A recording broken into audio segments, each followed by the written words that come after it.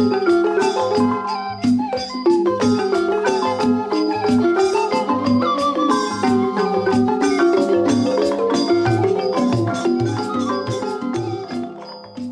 สดีครับงานวิจัยโครงการนาฏกรรมหุ่นเพื่อการเรียนรู้ประวัติศาสตร์ท้องถิ่นได้รับการสนับสนุนการวิจัยและนวัตกรรมจากสำนักงานการวิจัยแห่งชาติวัตถุประสงค์ของการวิจัยในครั้งนี้เพื่อสร้างสรรค์การแสดงหุ่นเพื่อให้ความรู้เรื่องประวัติศาสตร์ท้องถิ่นนาฏกรรมเป็นศิลปะการแสดงที่ใช้สื่อสารความหมายให้ความรู้และเกิดการตระหนักรู้กับผู้ชมเพื่อนำไปใช้ให้เกิดประโยชน์ในชีวิตประจำวันได้อย่างมีความสุขประวัติศาสตร์ท้องถิ่นหรือประวัติศาสตร์สังคมเป็นสิ่งที่ผู้คนที่อยู่ร่วมกันอาจจะมีหลายชาติพันธุ์แต่เมื่อมาอยู่ร่วมกันในสังคมเดียวกันก็จะมีประเพณีวัฒนธรรมเดียวกันการยอมรับเหมือนกันการเรียนรู้ประวัติศาสตร์ท้องถิ่นเป็นเรื่องที่สำคัญและจำเป็นที่จะต้องเรียนรู้ถึงรากเหง้าความเป็นมาของคนในชุมชนสร้างจิตสำนึกตระหนักรู้และความเข้าใจอันจะเกิดความรักและความสามัคคีของคนในชุมชนกระทรวงศึกษาธิการมีนโยบายส่งเสริมการเรียนรู้ประวัติศาสตร์ท้องถิ่นเพื่อให้ผู้เรียนได้ตระหนักรู้และเข้าใจความรักความสามัคคีของคนในชาติผู้สร้างงานเลือกนาฏกรรมหุ่นกระบอกมาเป็นสื่อในการแสดงหุ่นกระบอกเป็นนาฏกรรมที่แสดงมาตั้งแต่อดีตปัจจุบันมีผู้แสดงอยู่น้อยกลุ่มและหาชมได้ยากจึงเป็นที่น่าสนใจที่จะนำมาเผยแพร่ให้ความรู้สืบทอดการแสดงโดยผ่านเรื่องราวประวัติศาสตร์ท้องถิ่นพระอินทราชามีพระราชโอรส3 พระองค์พระองค์แรกพระนามว่าเจ้าอ้ายพญาครองเมืองสุพรรณบุรีพระองค์ที่2พระนามว่าเจ้ายี่พญาครองเมืองแพรกศรีราชาพระองค์ที่3เจ้าสามพระยาครองเมืองพิษณุโลกดินแดนลุ่มน้ำเจ้าพระยามีความอุดมสมบูรณ์ประชาชนส่วนใหญ่ประกอบอาชีพเกษตรกรรมแม่น้ำเจ้าพระยา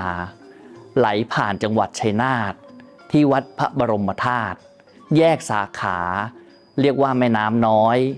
ผ่านอำเภอสันบุรีไปยังจังหวัดสิงห์บุรีไปจังหวัดอ่างทองและอยุธยาบรรจบกับแม่น้ำเจ้าพระยาที่จังหวัดอยุธยาแม่น้ำน้อยเป็นแม่น้ำที่มีความอุดมสมบูรณ์มีพันธุ์ปลานานาชนิดเป็นแหล่งประวัติศาสตร์คือเตาเผาลุ่มแม่น้ำน้อย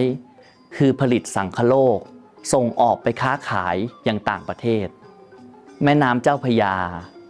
แยกสาขาที่อำเภอวัดสิงห์จังหวัดชัยนาทปากคลองมะขามเท่าเรียกว่าแม่น้ำมะขามเท่าไหลผ่านจังหวัดสุพรรณบุรีเรียกแม่น้ำสุพรรณบุรีผ่านจังหวัดนครปฐมเรียกว่าแม่น้ำนครชัยศรีผ่านจังหวัดสมุทรสาครเรียกว่าแม่น้ำท่าจีนแม่น้ำท่าจีนเป็นแม่น้ำสายสำคัญมีพันธุ์ปลานานาชนิดเป็นแหล่งสายน้ำที่อุดมสมบูรณ์กระบวนการวิจัยสร้างสรรค์ในครั้งนี้ผ่านการตรวจสอบจากผู้ทรงคุณวุฒิด้านประวัติศาสตร์การทำบทและบรรจุเพลงโดยอาจารย์ประดิษฐ์ประสาททองศิลปินแห่งชาติสร้างสรรค์ตัวหุ่นโดยอาจารย์ดร.นิเวศแววสมณะครูช่างศิลปะหัตถกรรมการสร้างสรรค์ตัวหุ่นในครั้งนี้ได้จัดสร้างให้รูปลักษณ์ตัวหุ่นมีขนาดใหญ่เพื่อการมองเห็นในระยะไกลและเพิ่มการใช้หุ่นมือเพื่อให้เกิดความสนุกสนานกับผู้เชิดและผู้รับชมผู้แสดง เป็นนักเรียนระดับมัธยมศึกษาโรงเรียนครุประชาสรรค์อำเภอสันบุรีจังหวัดชัยนาทเนื่องจากเป็นนักเรียนในเขตพื้นที่ชุมชนประวัติศาสตร์ท้องถิ่นเมืองแพรกศรีราชาการสร้างสรรค์งานในครั้งนี้หวังเป็นอย่างยิ่งว่าจะสร้างความตระหนักรู้เรื่องประวัติศาสตร์ท้องถิ่นให้กับคนในชุมชนได้เกิดความรู้ความเข้าใจความรักในสถาบันและสำนึกในพระมหากรุณาธิคุณของพระมหากษัตริย์และวีรชนชาติไทยอีกส่วนหนึ่งเป็นการสร้างคณะหุ่นกระบอกเยาวชนโรงเรียนครุประชาสรรค์อำเภอสันบุรีจังหวัดชัยนาทให้สืบทอดศิลปะการแสดงหุ่นกระบอกต่อไปขอเชิญชมการแสดงนาฏกรรมหุ่นเพื่อเรียนรู้ประวัติศาสตร์ท้องถิ่นเรื่องพระอินทราชาในลำดับต่อไปครับ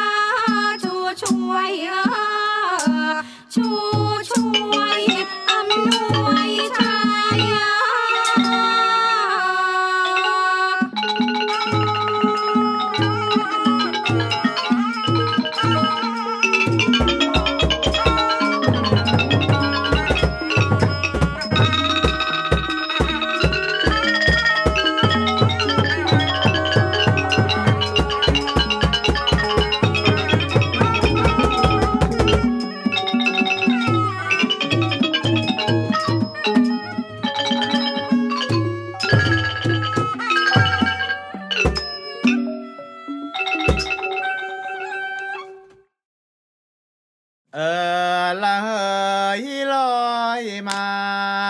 ลอยมาแล้วก็ลอยไปละเฮ้ยลอยมาลอยมาแล้วก็ลอยไปมาพบแม่สาวแสนสวยอย่าเขินอย่าคุยพี่ชายสงสัยผู้ชายหน้าแปลกนี่แม่คุณแม่ไอ้ฉันนะแปลกตรงไหนเนี่ยแกร้องผิดหรือเปล่าไม่ผิดฉันร้องถูกแล้วร้องถูกไงร้องไม่เลยนะร้องไม่เลยได้สงสัยผู้ชายหน้าแปลกเจอกันทีแรกไม่น่าไว้ใจสงสัยผู้ชายแปลกหน้านี่พวกแกมากันยังไงดูหน้าก็เผือดดูเลือดก็ดำลงไปถูกกระทำมาแต่ไหนหรือพี่เจ็บไข้หรือว่าได้โรคาถามว่าแกนี่มากันทำไมไม่หมายจะมาพึ่งพาทรัพย์สินฉันทำมาหากินสบายไม่หมายจะมาพึ่งพาบุญเหลือฉันมีเบี้ยเหลือเฟือเหลือใช้พอขายอะไรแล้วถึงได้ทรัพย์สินทำมาหากินอะไรหรือพ่อเลี้ยงควายหรือเป็นนายอากรหรือว่าพี่เปิดบ่อนแน่เล่นไพ่หรือขายกัญชาหรือพี่ค้าฟินหรือว่าขายของกินของใช้หรือค้าของเถื่อนที่มันเปื้อนสีเทาหรือว่าพ่อขายเหล้าเฮ้ยเมรัยฉันขายของป่าสารพัดเขากวางหนังสัตว์แหมสมุนไพรมีฉันขายดีมีแล้วก็ดีมากเดี๋ยวดีมากมันไม่มีอ้าวเลิกฉันเข้าใจผิดเดี๋ยวฉันร้องไม่ฉันขายดีมีแล้วดีหมู่ป่ากระท่อมกัญชาก็ขายว่าฉันยังขายเครื่องลายครามกระสุนดินดำนี่ขายได้ขายฝ้ายขายปอเอาไว้ทอผ้าแล้วก็ยังขาผ้าไหมว่าร้องลำซ้ำเผานี่ไปถึงเมืองจีนทำมาหากินนะไปแดนไกลร้องลำซ้ำเผาไปถึงต้าหมิงถึงเมืองปักกิ่งเสียงไห้แกนี่ไม่ธรรมดาเลยนะก็ตั้งแต่พออยู่หัวขึ้นกินเมืองอยุธยาก็กลายเป็นศูนย์กลางของทุกสิ่งเลยนะเดี๋ยวนี้เขาเรียกว่ากรุงศรีอยุธยาราชธานีนีแล้วยายหนีเนี่ยเข้าเป็นลูกเต้าเล่าใครเหรออ๋อยายหนีเนี่ยเหรอเป็นลูกของยายนากับตาน้อมไม่ใช่เขาไม่ถึงอยุธยาเป็นเมืองหลวงของอาณาจักรยกเป็นราชธานีมีท่านะเนื้อกับเมืองบริวารทั้งหลายโอ้แล้วเมืองรอบๆอย่างสุพรรณบุรีละโวแพรกศรีราชาอะไรพวกนี้ล่ะนี่ไงฉันจะบอกให้พวกเนี้ยก็เป็นเมืองเครือญาติเมืองลูกล่วงล่าล่วงแล้วก็เมียล่วงเฮ้ยมันไม่มีเลิกเอาไม่ถ้าอย่างนั้นเมืองพวกนี้ก็เป็นเมืองเครือญาติเป็นเมืองลูกล่วงล่าล่วงเมืองหน้าด้านอะไรอย่างเงี้ยงั้นพออยู่หัวของเราก็ยิ่งใหญ่มากเลยสิใหญ่ไม่ใหญ่ยังไงอะขนาดพระเจ้ากรุงจีนยังยกย่องว่าท่านเป็นจักรพรรดิราชเลยเชียวนะเดี๋ยวพัดรัดอะไรนะพัดดิราชก็เหมือนพัดใบลานอะไรอย่างเงี้ยแหละ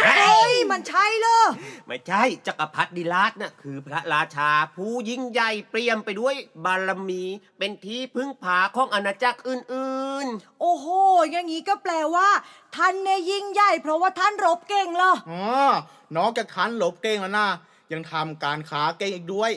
คือมีครบทั้งพระเดชและพระคุณเลยเชล่ะองค์ฮ่องเต้แห่งเมืองจีนยังขนานนามพระองค์ว่าเป่าบุญจีนส้มยาหนามของท่านก็คือเจี้ยวลกควรอินต้อล้อที่ลาข้ออีกทีได้ไหมเจี้ยวลกควรอินต้อล้อที่ลานะแล้วมันแปลว่าอะไรเจ้านครอินทราธิราช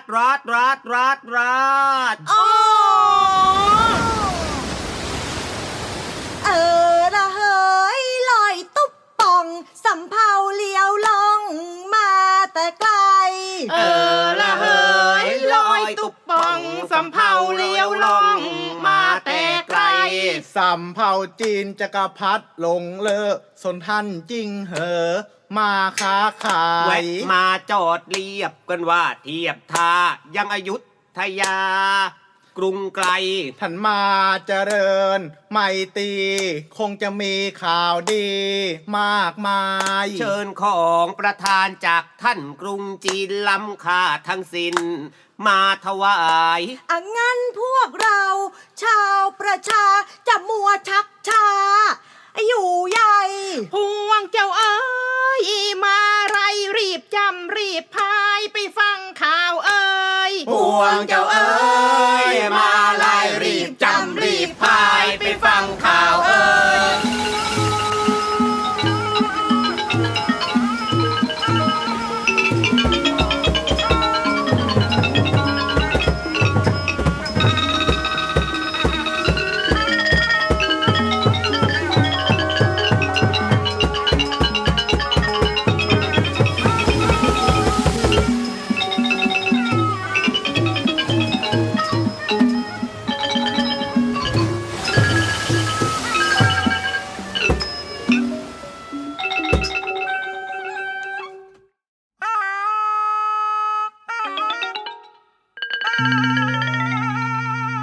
ลุสมัย พระอินทราชา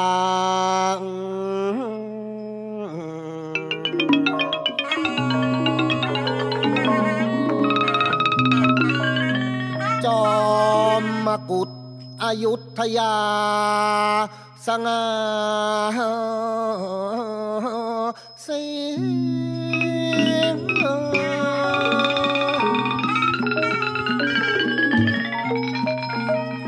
สถา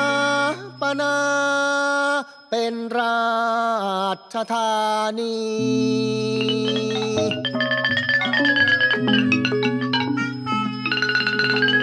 เป็นที่เรื่องลบทั้งภพไตร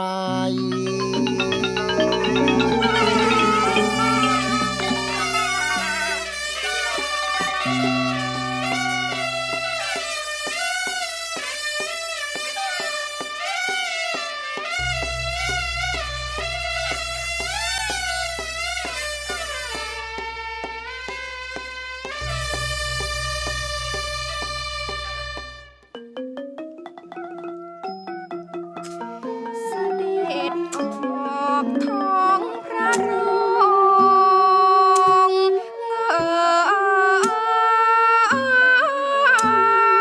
รู้เจียพร้อมอำมาตย์มนตรี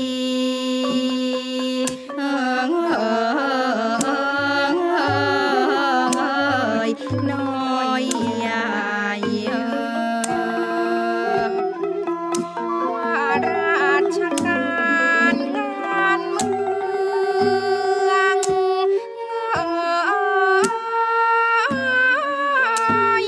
ุกเรื่องไป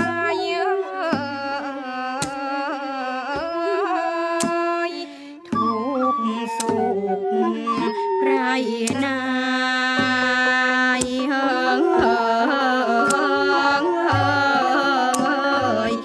ั้ง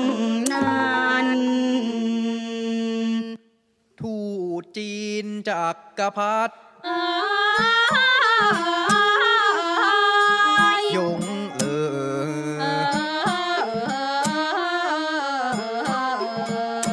ขันทีจริงเหอผู้กล้าหาญข้าอูฟ้าอูน้อมถวายเครื่องประทาน อีกทั้งสารแด่องค์พระราชา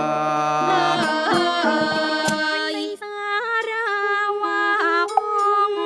จักรพรรดิสมนัสยินดีเป็นนักหนา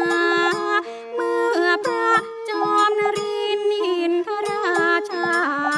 ปราบดาพิเศษเอกธานีรู้ เป็นปึกแผ่นอยุธยาสง่าสีทั้งการค้าการสัมพันธ์ทำไมตรียิ่งทวีแน่นแฟนสองแดนดินเ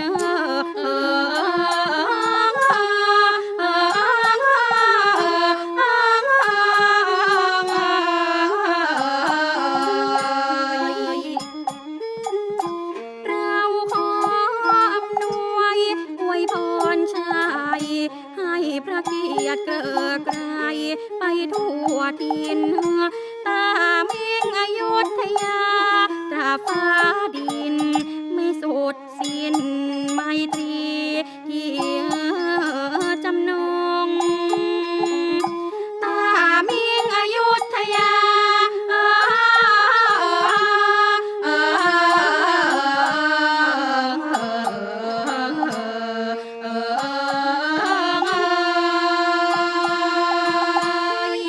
ตราฟ้า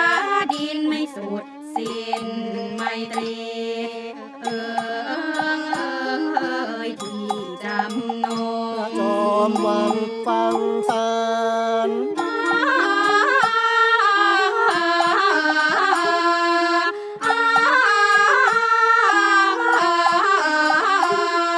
็หันษาสั่งให้ตอบสาราดังประสงค์อยุธยาไมตรีนี้มันคงซื่อตรงตามิงยิ่งทวี แล้วประธานสังคโลกเมืองเฉลียงเป็นของขวัญข้าเคียงบุรีศรีขอให้ท่านเดินทางสวัสดีข้ามนาทีกลับหลังยังหารา ข้ามนาทีกลับหลัง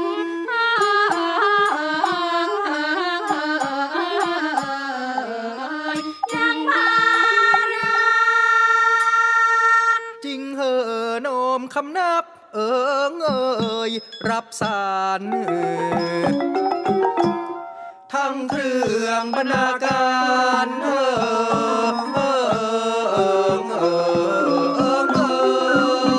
อันล้ำค่าหน้าองค์จอมกุฎ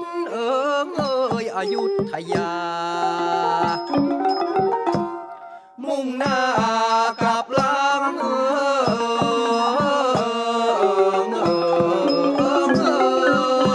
ยังเขตคาม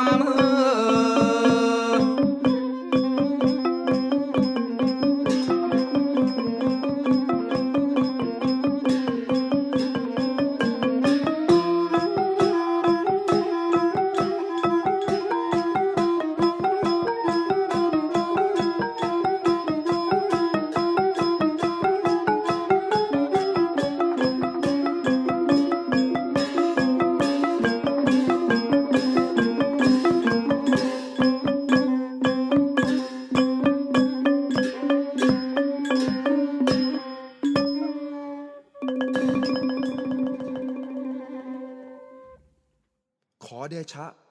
บัดนี้ม้าเร็วมาแจ้งว่าเกิดการจลาจลขึ้นที่หัวเมืองเหนือพะยะค่ะ เรื่องมันเป็นอย่างไรกันหรือ ด้วยบัดนี้เจ้าสุโขทัยนาถา พระมหาธรรมราชาที่3เสด็จสู่สวรรคาลัยในชั่วยาม บังเกิดความทุรยศเป็นโกลา พญาราม และพญาบาลเมือง2โอรสก่อเรื่อง ชิงยศถา ต่างยกพลมาสมทบรบราจนลุกลามเป็นมหาจลาจลพะยะค่ะ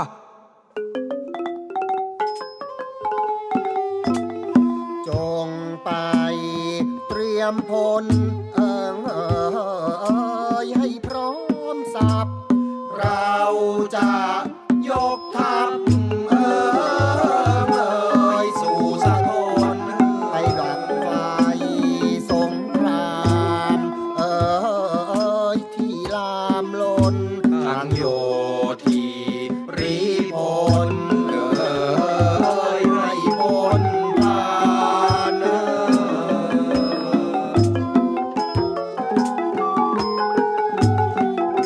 ข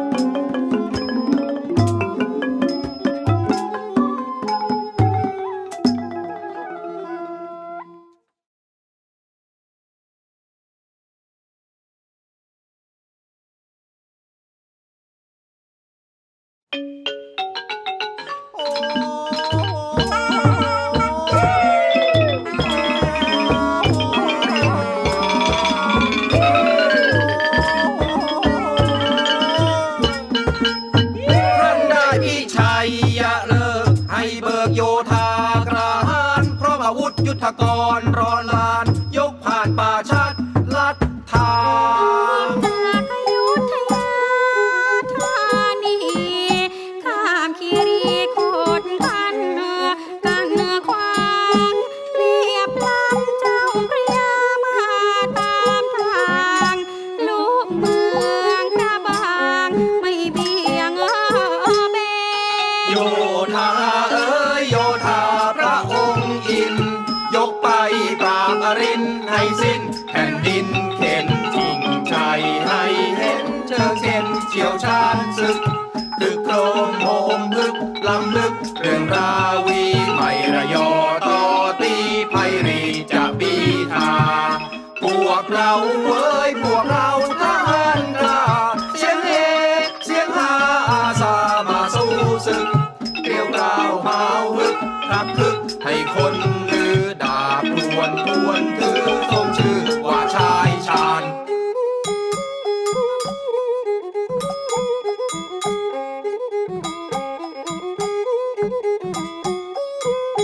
ครั้นถึงเมืองพระบางให้ย้ำทัพ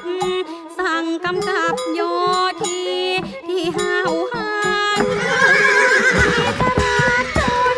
ประจันบานแผ่นดินดานเดือดดับกลับคืนเย็น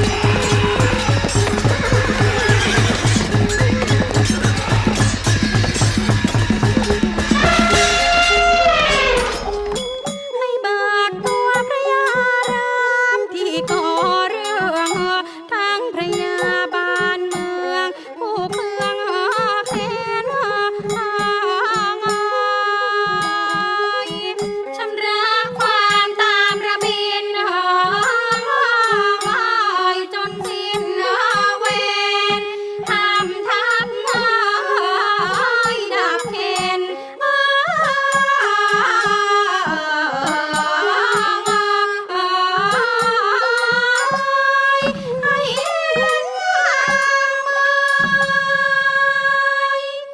แล้วพระ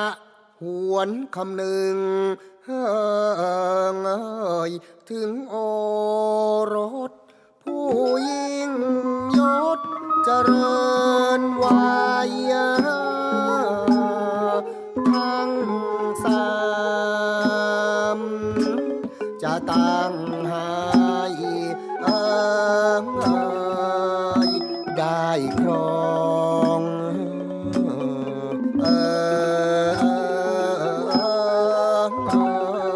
เหตุคามป้องปรามตัดไฟแต่ตนลมยืนให้เลิกทับกลับหลัง ไปยังอยุธยา สง่าสมไม่ผ่อนพักพลยุทธรุดระดมเร็วดังลมพัดไหลสมใจปอง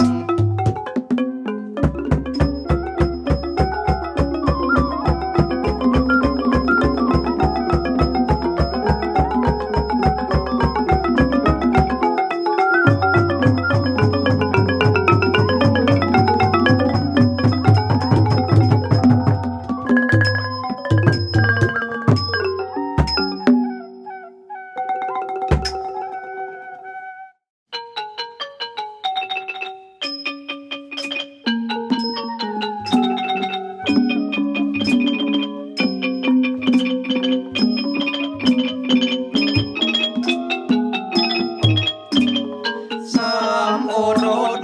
ฝึกวิชาเอยเพลงอาวุธประลองยุทธพี่ชาย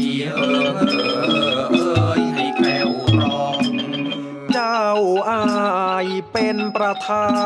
นการประลองดูทั้งสองอนุชาฝึกราวี สององค์รำไร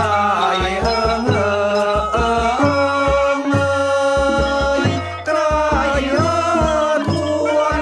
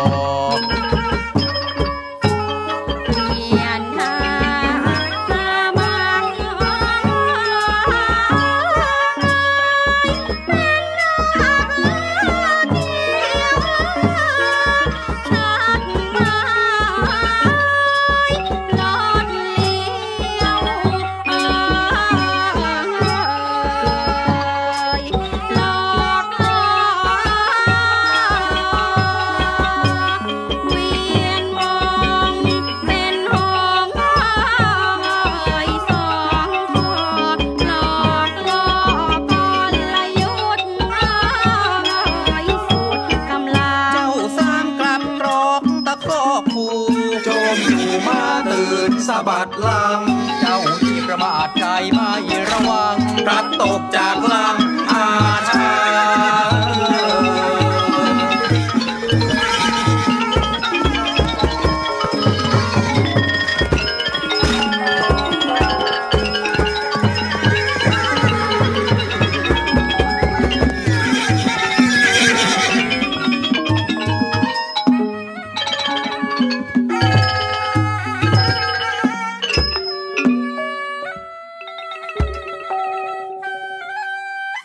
เก่งมาก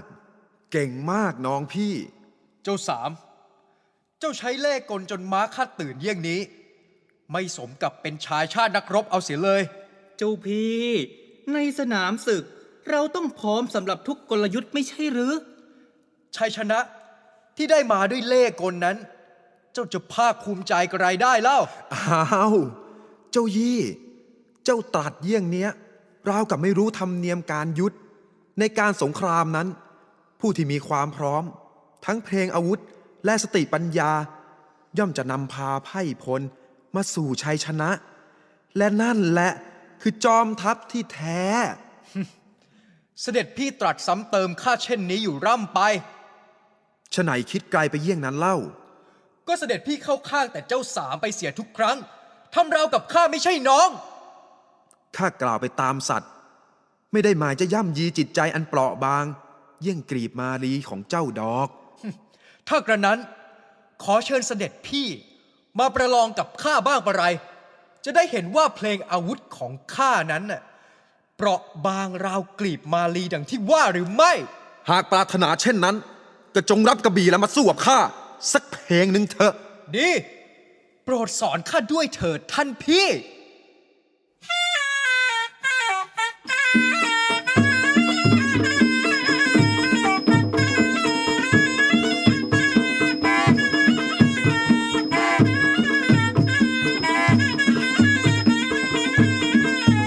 สองกระบี่รำเรียงเคียงรายปรากปลายปลายกระบี่แล้วหายท่าขยับหันพันหลังออกมาแล้วกลับหน้าราวีเขาเรียรบเจ้าอายจวงฟันทันทีเจ้ายี่ถอยชีพหลีกหลบกระบี่ต่อกระบี่ตีกระทบพลิกแปลงแทงตลบทั้งสองรา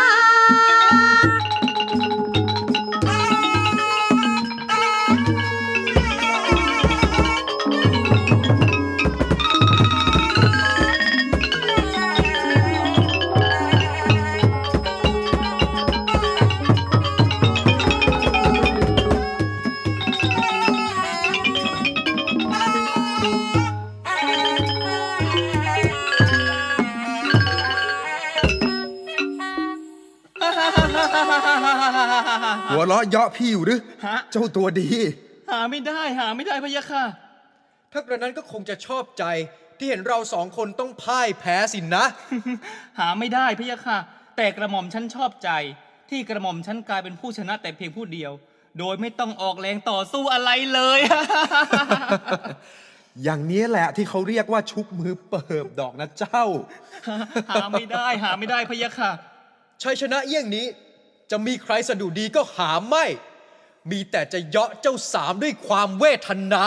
เสด็จพี่ทั้งสองจะเยาะข้าไกลได้ ก็เสด็จพี่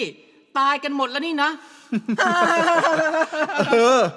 ก็จริงของเจ้า ให้ท้ายกันดีนัก เจ้ายี่ พี่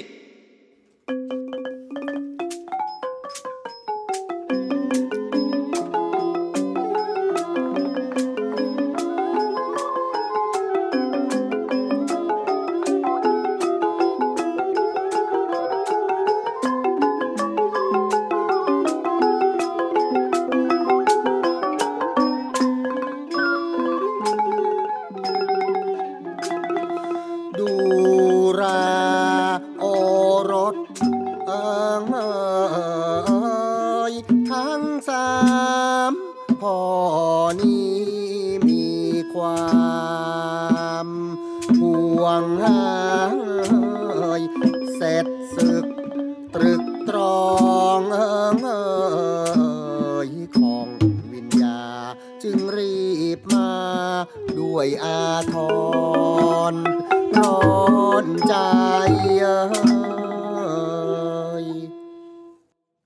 เสด็จพ่อร้อนพระทัยมาด้วยเรื่องอันใดพะยะค่ะ เรื่องการช่วงชิงอำนาจกันในแคว้นสุโขทัยอย่างไรเล่า เหตุวุ่นวายทั้งหมด เป็นเพราะพระยาบาลเมืองผู้พี่ และพระยารามผู้น้องแย่งชิงอำนาจกันใช่หรือไม่พระเจ้าค่ะ นั่นเป็นเพียงปลายเหตุ แล้วต้นเหตุคืออันใดพะยะค่ะ การโกลาหลนี้เกิดเพราะพญาไสลือไทยผู้เป็นบิดามิได้มอบหมายอำนาจให้แก่โอรสทั้งสองไว้ให้เป็นที่ประจักษ์อันผองพยัคฆาที่แตกหนุ่มย่อมร้อนรุ่มด้วยกำลังและปรารถนาตำแหน่งแห่งที่อันเหมาะสมหากเสือแต่ละตัวมีที่ทางให้ได้เปล่งสีหนาฏตวาดใส่บริวารในตำแหน่งอันควรแล้วก็จะไม่ระแวงแว้งกัดพี่น้องกันเองเป็นแน่ เสด็จพ่อตรัสเป็นปริศนาเช่นนี้ หมายความว่ากระไรพะยะค่ะ พวกเจ้าทั้งสามบัดนี้เจริญวัยควรจะได้ครองสมบัติ พ่อจะอภิเษกเจ้าทั้งสามกับหญิงอันคู่ควรแล้วตั้งให้ไปครองเมืองสำคัญพวกเจ้าจงน้อมรับราชองค์การเถิด พะยะค่ะ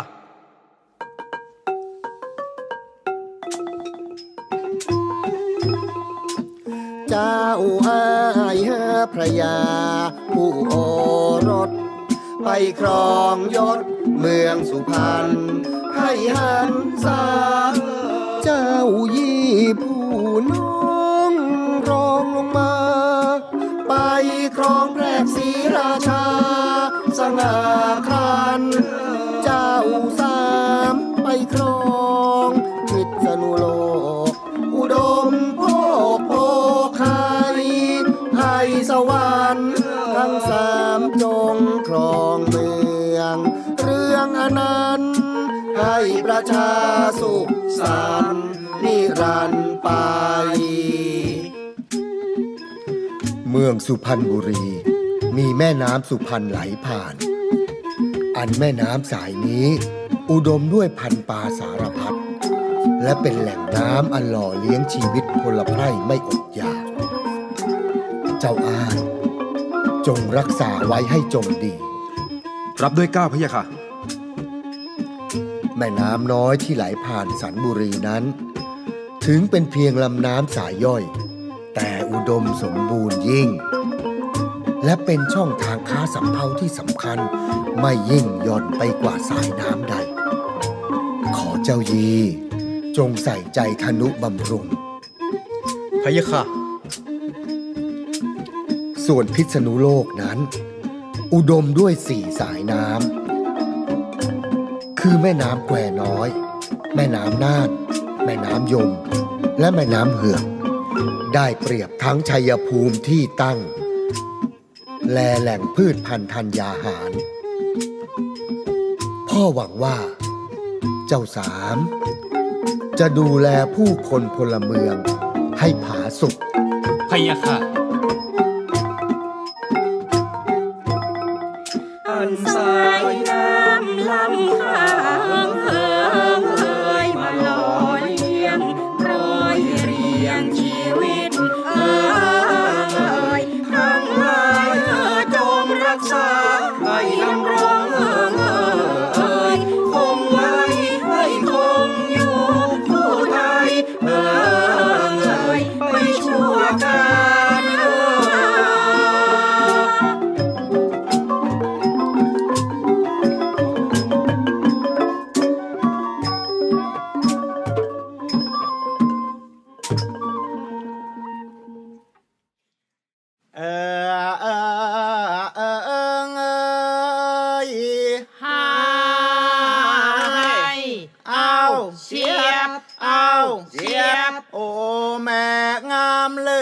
พิพายเรือคล้องแคล้วจำมาเจอกันอีกแล้วโอ้พอปลาตะเพียนมาว่ายเวียนหลอกหลอน เดี๋ยว ปลาแต่เพียนอะไรมาหลอกมาหลอนจะไม่ใช่พี่นะ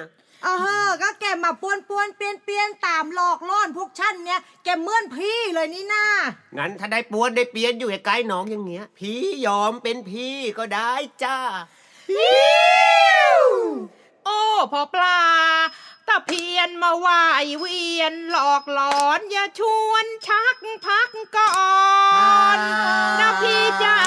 ปลาดุกแดดเดียว เชิญแม่เลี้ยวมารัก ว้ายนี่แกว่าฉันเป็นปลาดุกเลยเนี่ยน่าเกลียด น่าเกลียดตรงไหนแม่ปลาดุกฟูอู้หูน่ากิน แม่ปลาดุกแดดเดียว เชิญแม่เลี้ยวมารักพี่ล่องเรือมาไกลนักเหนื่อยนักหนา ยังไม่รู้จักมักจี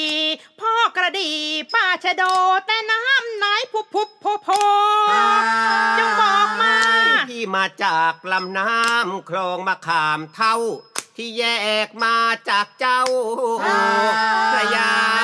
ไหลผ่านสุพรรณบุรี ชื่อมีเรียกขานว่าแม่น้ำสุพรรณไหลผ่านนครปฐมและคนนิยมยินดี เรียกแม่น้ำนครชัยศรีมีมา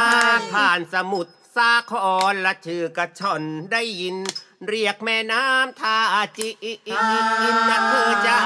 ถึงจะมีหลายชื่อทั้งร่ำลือว่ารถเลี้ยว แต่ก็มีใจเดียว ไม่มุสาช่วยบอกพี่สักคำแม่งามคำคุณค่าอยากจะถามสามวัยจงขานไขวาจาแม่เนื้อทองน้องยามาจากท่าน้ำไหนเอ่ย เนื้อทองน้องยายจากไหนเอ่ยอยากจะถามสามวัยจงขานไขวาจาสามวัยจงขานไขวาจาแม่เนื้อทองน้องยาแม่เนื้อทองน้องยามาจากน้ำไหนเอ่ยเจี๊ยบเจี๊ยบ เงย เจี๊ยบ พ่อปลากาดำฉันมาจากลำน้ำน้อยแยกย้ายเป็นสายน้ำย่อยจากเจ้าพระยาเป็นสายน้ำน้อยๆไหลอ้อยอิงไม่ยิ่งใหญ่เหมือนผู้หญิงแถวหน้าเป็นแม่น้ำสายสั้นไม่ถึงสุพรรณบุรีไม่ถึงนครชัยศรีนะพี่จ๋าเป็นแม่น้ำเล็กๆมีทั้งแจ๊กลาวไทยรวมเรียงเคียงอาศัย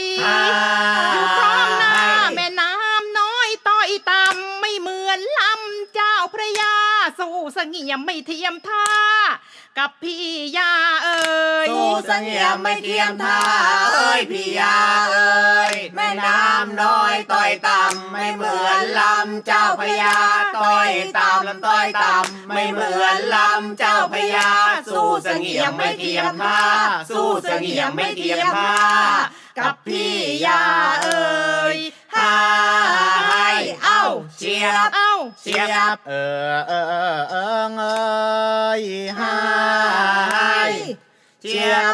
เจี๊ยบโอ้แม่ปลายี่สกอย่าน้อยอกน้อยใจจะเกิดแม่น้ำไหนก็มีข้าพี่แม่น้ำสุพรรณแม่จอมขวัญแม่น้ำน้อยไม่มีใครต่ำต้อยน้อยนาสายน้ำทั้งสองว่าล่องเลี้ยวเชี่ยวไหลแยกออกมาจากสายเจ้าพญาเหมือนสายเลือดเดียวกันและผูกพันพงเผารวนมีรากเงางามสง่ามากลมเกลียวเกี่ยวดองนะเป็นทองแผ่นเดียวอย่าหาว่าพี่นั้นเกี่ยว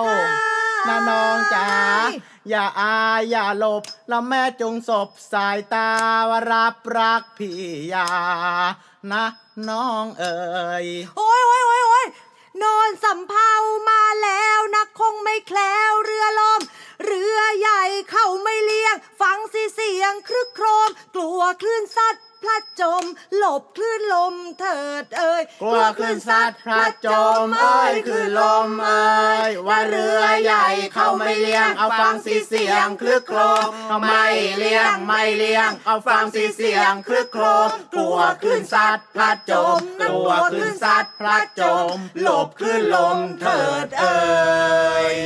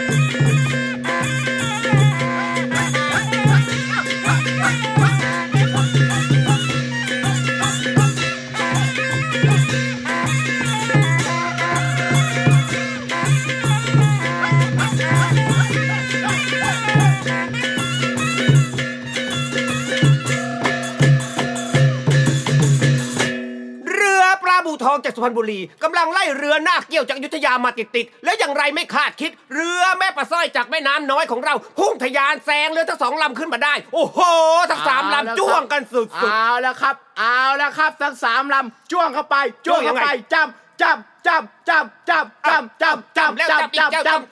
น้ำกระจายเป็นผุยผงจ้ำกระจายไปหมดเลยตอนนี้เรือแม่ปลาสร้อยกำลังนำริ้วอุ้ยปิวลมสบายของแม่ยานางเรือแม่ปลาสร้อยปิวลมไปแล้วเอาละแม่ปลาบูไม่ยอมแพ้เรือนาคเกี้ยวแม่ปลาบูเรียกอีเอื้อยอีอ้ายมาเอื้อยอ้ายช่วยแม่ด้วยช่วยไม่ได้เพราะอีเอื้อยอีอ้ายไปเที่ยวกับอีอ้อยเรือนาคเกี้ยวพายจ้ำตามมาติดกระชากสร้อยของเรือแม่ปลาสร้อยเพราะว่าเรือแม่ปลาสร้อยเสียสร้อยไปแล้วเราอย่าไปยอมแพ้เส้นชัยอยู่ข้างหน้าจ้ำไปทั้งไล่ทั้งจี้โอ้โหว้าวท้ายที่สุดแล้วลม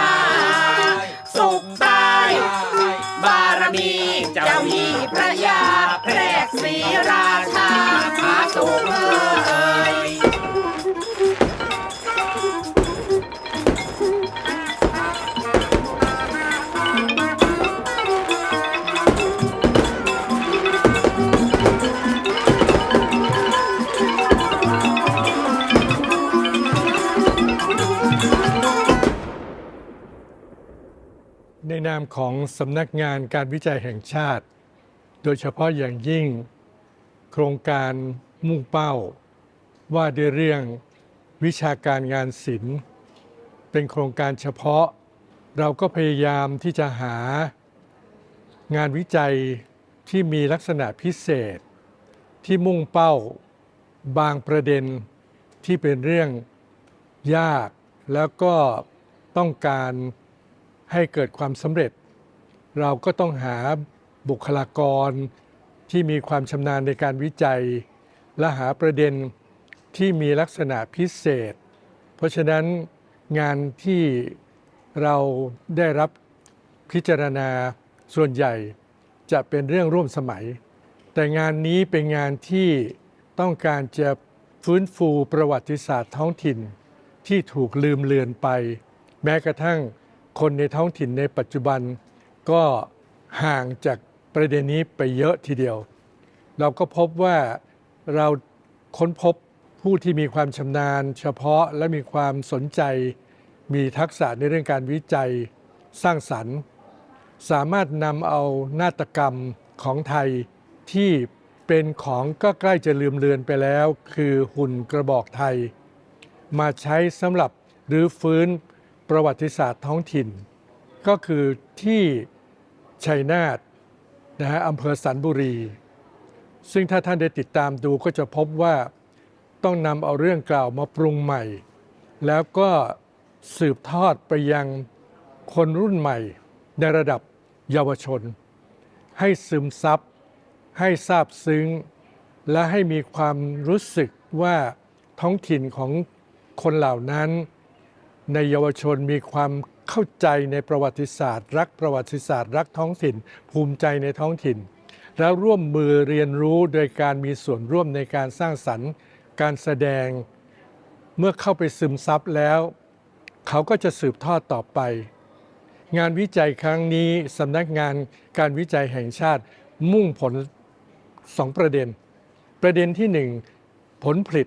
ก็คือคณะ